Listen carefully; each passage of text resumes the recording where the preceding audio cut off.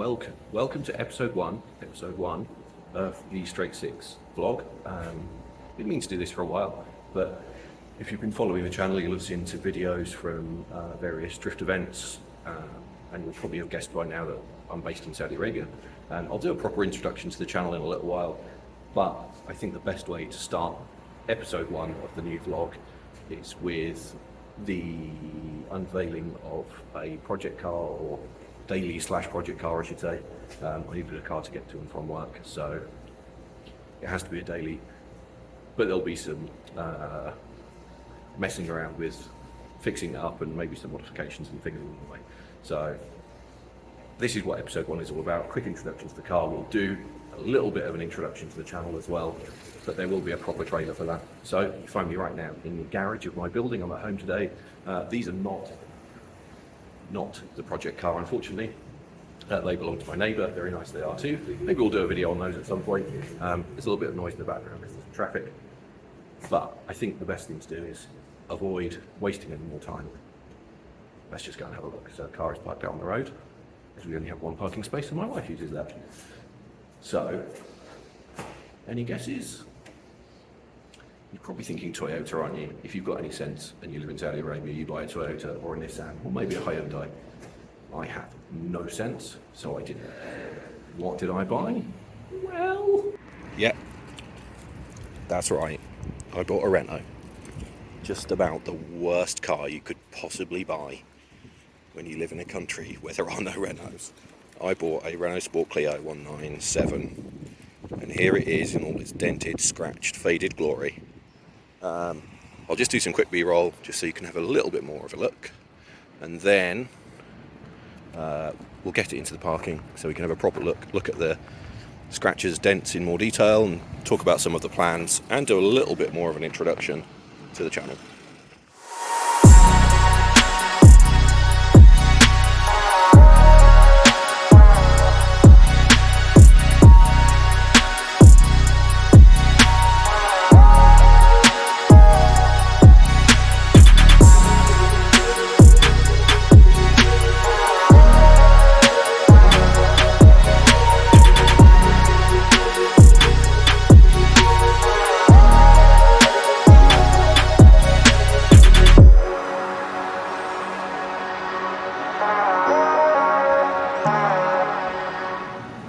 Okay, so here she is, she's inside. I've popped the bonnet, but we'll get to that in a second. Let's start with the outside, because that's not great. One of the challenges with living in Saudi Arabia is that driving standards are not amazing, to be polite. Some people are fine, some people are just completely insane and just don't care. They don't care about bumps, bangs, little bits of damage to their cars. It's a bit like Italy in a way, I suppose. You know, they just don't care. You know, if you're parking and you nudge another car, who cares? So this, like a lot of other cars here, has got little bits of damage. So you can see here, we'll just go around. There's some scuffs there, scuffs there, scuffs there. Wheels, which are gold for some reason, they should be silver. Yeah, whatever. They've got some curbing coming along the side. There's a little ding here, which you can kind of see. Another one there somewhere. Scuffs here. You know, that's kind of the picture of it, really. It's all much the same all the way around the car. It's not too bad, to be honest, for a car that's, this is a 2009 car, which is actually really late for a Clio 197. It's not too bad. If you look at some cars this age, they are way, way worse than this one. And one of the good things about being here is that bodywork is cheap. So I could have this car resprayed here way cheaper than I could in the UK. So that's a good thing. And it's something I might do in the future, depending on the plans. I haven't decided how long I'll keep this car, whether I'll buy a new car. But I just wanted to give you a little bit of an indication. This is really common here. The other car we have is a Corolla, and that has been run into so many times. So it's just the norm here. You just kind of have to deal with it. Otherwise, on the bodywork, don't know if it'll show too well in here. You can see it's dull here. This is sun damage. You know, here in Jeddah in the summer, it'll easily nudge 40. So you just get sun damage on all the exposed parts of the paintwork. So the wings here, all on these areas. Just comes with the territory. I'm going to try and polish it and see what it does. Can't see it too well because of the light here. I will try and polish the car because I'm really curious about how well it will come up. It's definitely had paint work in the past. The paint here isn't great and there's mismatches here and there. So I'm just curious to see what it's like if I polish it, how good I can get it, but longer term, if I keep the car, for sure, it will get paint. There's also some damage. You can see this piece of trim is missing, which is a bit of a shame, because if we go to the other side, it is not missing. It takes me to this. So you can see here, same on the other side. This car used to have the cup spoiler. It no longer does because some kind soul decided to snap it off. I actually have it in the car. You can see it's snapped. So part of the mounting bracket is snapped off it. So I don't think it's salvageable as well. The cup spoiler has end plates, plastic end plates. One of those is broken. If it hadn't been, I would have probably tried to save it. But because the end plate is broken, it's going to be almost impossible to find one. I don't have the piece that's broken off. So I think the best thing to do is, if I do have bodywork done on this car, is just to remove the rest of this and just have the holes plugged and live with it. A lot of Clios here had the GT spoiler, I think it might be called, which is kind of a flush mount spoiler. For some reason this didn't have it. That would have been better in a way because it couldn't have been snapped off, but it's been snapped off. So that is the outside really. One of the headlights has got a crack in it, but whatever. We'll look at inside. It's a bit dark in the parking, unfortunately. So from here, the inside looks okay, doesn't it? Doesn't look too bad. The steering wheel's a bit worn, you can see. That happens to all of these. I've had one of these cars in the UK and it did exactly the same. It was actually worse than this one. Seats, again, really common. Sorry it's dark. Splits in the fabric here and just wear to the bolsters. Again, that's really common. The big issue with these cars here, and with every car here actually, is heat. You can't see it too well, but the dashboard is just very slightly deformed in places, because if the car sits in the sun, it just gets wrecked. Same here, interior door pull. Never seen this on a UK car, broken on this car. Other side is a bit weak as well. Gear knob is loose. See that? I actually looked at another one of these cars before I bought this one. The gear lever was in the glove compartment and had completely disintegrated because of the heat. It had melted. Roof lining, you can't see it ever so well, is a little bit saggy. Mirror up here, look, showing some damage. These sun visors, open it. See, that's hanging off. The plastic, there we go, has gone brittle. So it's just one of the weird things. The heat does so much damage. Just while we're on the interior, I have to show you this. One of the unfortunate things with this car. Just going to the boot. I have to apologise, the car is a bit of a shed right now. We should have a storeroom like one of these. Just out of inch for your reference, these rooms here, see them here and here, these are for drivers, so a lot of people here have drivers, and that's really common. We don't have one anymore, we used to, and we were going to use the driver's room as storage, but someone's been staying in it, so right now it's occupied. So all this crap, tools and spare wheel, will go in there, but it'll have to wait. Anyway, you've probably guessed what I wanted to show you. This is probably one of my biggest bugbears with this car. So it has a wooden, it's heavy, wooden parcel shelf with, I don't know if that's a 10 or a 12 inch subwoofer, 10 I would guess, and some 6x9s, which is super early 2000s. The problem with this is I'm going to get rid of it. I'm not interested in it. There's an amplifier down there as well. The problem is I don't have the original shelf, and I have no idea where I am going to get a parcel shelf from, because, as I will just tell you about in a little bit, getting parts here is really tough unless you have Toyota, Nissan, that kind of thing. So I don't know what to do about this. Part of me wants to buy some really thin like compressed cardboard or something, and try and use this as a template to make something and just have it covered just as a kind of lightweight filler. Because the problem is, having an original one of these shipped from the UK or Europe, it's going to be super expensive. So yeah, that's strangely one of the things that's bugging me the most about this car right now. So that's kind of it for the inside, I think, and for the boot, which you can't see because it's full of crap.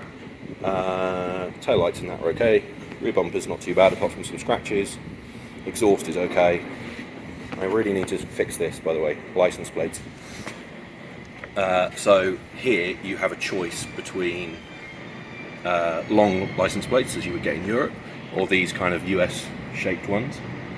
For some reason, someone has put the rectangular ones on this car, which obviously don't fit. Same at the front as well. You can get new ones made, so I'm going to do that, because these ones, as you can see, they're faded a little bit as well, because I guess they're probably the originals. So I'd like to do that because I think that would make it look a lot better, because it looks kind of weird right now. So I think that kind of covers the bodywork and the interior. It's got tinted windows, which is absolutely the norm here because of the heat. Again, they're a little bit old, unfortunately, so I might have them redone. Oh, and the aerial. I think this is a heat thing as well, that the aerial has lost its rubber coating because it's gone brittle. The aerials on these aren't great anyway, so put it to 40-degree heat and you can only imagine. I think next is under the bonnet, so let's have a look at that, and you can look at my face while I talk a little bit more about the car as well. Okay, so we're under the bonnet now. In case you're not familiar with this car, it's a 2-litre engine. We should talk about the car. I'll talk about the car in a minute. It's kind of dark, but there's some leaves. If you look down here, it's not very bright. There should be a heat shield here. That's kind of gone because the exhaust is down here. This is a job that needs to be done, so you can see that is quite worn. I have an insert for that from a company called Powerflex, which I need to fit, but I might have to replace this. Coming across here, you can see the header tank is a pretty grim colour. That should be transparent. There's a fuse box cover missing there. The battery cover is missing. There is a random cone filter attached, which I assume must have a joiner in here, because this is a rubber necked filter. These have an acoustic valve, which has been stuffed down here. I do actually have the factory airbox, which I might put back. My old 197 in the UK had an induction kit, which I made for it, so maybe I'll do that. I don't know. Yeah, I mean, it's done 160,000 kilometres, which is about, I mean, it's not high mileage for one of these. The engine itself actually sounds really good. It's really quiet. It's probably quieter than any Clio I've ever owned. But yeah, the big thing right now is engine mount. So this one, as I said, is worn. You can see, maybe you can see. You can't see. When the engine is running, this moves. You can see it rocking backwards and forwards. So there is an engine mount at the bottom down here, which is super common for wear, and that needs to be replaced. I have got a new one of those with a Powerflex insert bush for it, so they're probably top of the job list right now, because when you're driving the car you can feel the engine moving. And the additional problem that comes with that is the exhaust manifold, which is down here in the darkness. That engine movement can cause the exhaust manifold to crack, or I say or for the flexible sections within it to split and then get a blowing exhaust, which this has got a tiny little bit, but I'm not going to fix that right now. That is definitely a job for down the road. I think the only other thing to say under here is about this. There is one of these here and one here, which you can kind of not see because of the focus. So this car has had an HID conversion done, which you can not really see through the clouded headlights. The headlights are kind of greeny, and I don't know why anyone would do that. The side lights, you can kind of see in there, that bulb. That is the side light bulb. They're orange for some reason. So I have new side light bulbs. I have stock headlight bulbs for it. So that is another job that's pretty high up the list, because I think that is the kind of thing that's going to get me stopped by the police, which I don't really want to happen. They're super hot on modified cars here, so yeah, I'd like to avoid getting screwed for having dodgy headlights. But yeah, I think that's kind of it in terms of problems.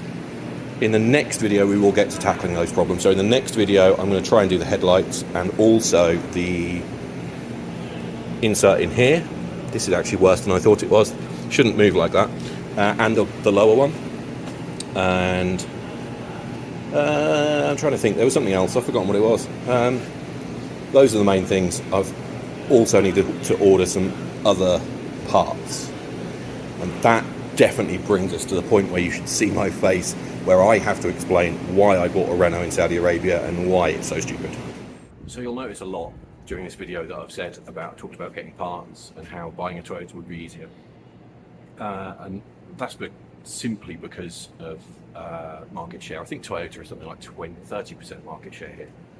Cars like this, Renault, are almost non-existent. I think I know of maybe 1 or 2 197s here, and maybe 2 or 3 200s, 2 Renault Sport Megans, and there's a couple of Clio 182s.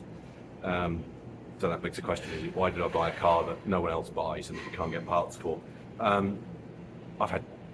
This is my second Clio 197. I had one in the UK.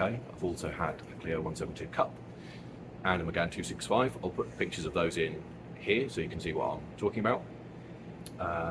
So I'm a bit of a Renault fanboy. I needed a car. As I said, we had a driver. One thing, I think there's one fact that almost everyone knows about Saudi Arabia is that women have been allowed to drive for the last few years. And that meant that we had a driver. I've been here about 18 months. So my wife had a driver before I joined her here. And having a driver is actually good for 2 reasons. Firstly, it's not very expensive. Secondly, it's super convenient. If you imagine all those times you drive into town to go shopping and you have to try and find somewhere to park and all that crap, you don't have to do any of that. You just get dropped off everywhere. It's so much easier, so much easier. But we had some problems with our driver. I was going to start driving anyway, so we decided that it would be easier if we both did it, so we don't have a driver anymore. We only had one car, obviously, at that point, so I needed a car. I actually wanted something Japanese. I keep talking about Toyotas, don't I? But I actually wanted something Japanese. I've always had a bit of a idea in my head about having a Japanese car. Unfortunately, we don't get a lot of the cool Japanese stuff here. Right-hand drive cars are not legal in Saudi Arabia. So if you think about Skylines and the like, anyone that imports one of those has to have it converted to left-hand drive. That obviously puts a lot of people off. I have heard that the left-hand drive conversions to some of those cars aren't actually very good. Also, because of the difficulty of importing cars, a lot of imports, not a lot of imports, some imports have slightly questionable history.